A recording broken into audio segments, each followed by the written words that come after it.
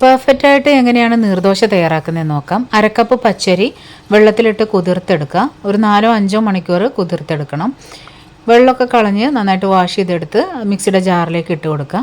ഇതിലേക്ക് ഒരു 1/4 കപ്പ് തേങ്ങ ചിരവിയത് ചേർത്ത് കൊടുക്കാം. അര കപ്പ് വെള്ളം കൂടെ ചേർത്ത് കൊടുത്ത് ഫൈൻ പേസ്റ്റായിട്ട് അരച്ചെടുത്ത് ഇതൊരു ബൗളിലേക്ക് മാറ്റാം.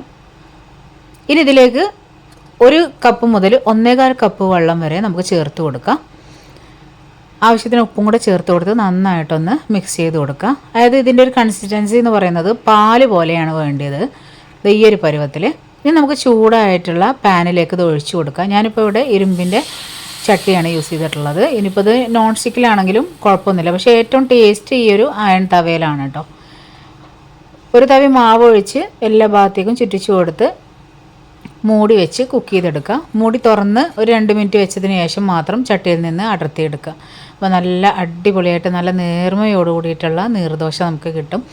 നീർദോശയുടെ പ്രത്യേകത എന്ന് പറഞ്ഞു കഴിഞ്ഞാൽ ഏത് കറിയും ഇതിലേക്ക് ബെസ്റ്റ് കോമ്പിനേഷനാണ്. മീൻ കറി ആയിക്കോട്ടെ, ചിക്കൻ കറി, ചട്നി, എഗ്ഗ് കറി, എഗ്ഗ് റോസ്റ്റ്, ചട്നി ആണെങ്കിലും ചമ്മന്തി ആണെങ്കിലും എല്ലാം ഇതിന് നല്ലൊരു കോമ്പിനേഷൻ തന്നെയാണ് കേട്ടോ.